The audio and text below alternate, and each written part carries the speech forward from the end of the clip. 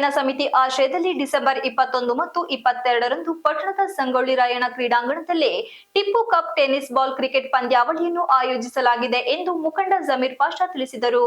ಪಂದ್ಯಾವಳಿಯಲ್ಲಿ 10 ತಂಡಗಳು ಭಾಗವಹಿಸಲಿವೆ. ಪ್ರತಿ ತಂಡಕ್ಕೆ 5 ಓವರ್ ನಿಗದಿಪಡಿಸಲಾಗಿದೆ. ಶನಿವಾರ ಬೆಳಗ್ಗೆ 9ಕ್ಕೆ ಪಂದ್ಯಾವಳಿಯ ಉದ್ಘಾಟನೆ ನಡೆಯಲಿದೆ. 2 ದಿನ ನಡೆಯುವ ಪಂದ್ಯಾವಳಿಯಲ್ಲಿ ವಿಜೇತ ತಂಡಕ್ಕೆ 40,000 ಪ್ರಥಮ ಬಹುಮಾನ, 20,000 ದ್ವಿತೀಯ ಹಾಗೂ 10,000 3 ಮತ್ತು 4ನೇ ಬಹುಮಾನ ಮತ್ತು ಆಕರ್ಷಕ ಟ್ರೋಫಿ ನೀಡಲಾಗುವುದು. ಕಾಂಗ್ರೆಸ್ ಮುಖಂಡ ಎಂಟಿ ಕೃಷ್ಣೇಗೌಡ, ಬ್ಲಾಕ್ ಕಾಂಗ್ರೆಸ್ ಅಧ್ಯಕ್ಷ ಎಸ್ಎಸ್ ಪ್ರಸನ್ನಕುಮಾರ್, ಜಿಲ್ಲಾ ಬಿಎಸ್ಪಿ ಅಧ್ಯಕ್ಷ ಅತ್ನಿ ಹರೀಶ್, ಪಟ್ಟಣ ಪಂಚಾಯಿತಿ ಅಧ್ಯಕ್ಷ ಎಸ್ಎಸ್ ಪ್ರದೀಪ್ ಕುಮಾರ್, ಉಪಾಧ್ಯಕ್ಷ ಸುಭಾಷ್ ಶರೀಫ್ ಭಾಗವಹಿಸುವರು ಎಂದು ಮಂಗಳವಾರ ಪತ್ರಿಕಾಗೋಷ್ಠಿಯಲ್ಲಿ ಮಾಹಿತಿ ನೀಡಿದರು.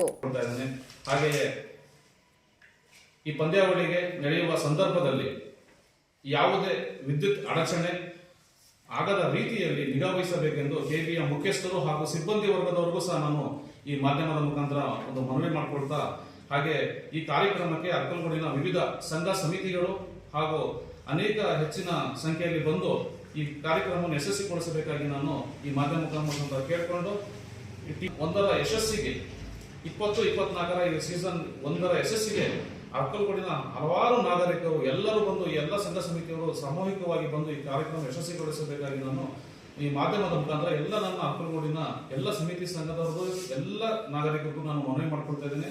ಅದೇ ರೀತಿ ಈ ಒಂದು ಕಾರ್ಯಕ್ರಮ ಯಶಸ್ವಿ ಆಗಬೇಕು ಅಂತ ಹೇಳಿದ್ರೆ ಇದಕ್ಕೆ ಬಹುದೊಡ್ಡ ಪಾತ್ರ ಅಂತ ಹೇಳಿದ್ರೆ ನಮ್ಮ ಮಾಧ್ಯಮ ಮಿತ್ರರಾಗಿರ್ತೀರಾ. ಹಾಗಾಗಿ ನಾನು ಮಾಧ್ಯಮ ಮಿತ್ರರನ್ನು ನಾನು ಮನವಿ ಮಾಡ್ಕೊಳ್ತಾ ಇದ್ದೇನೆ.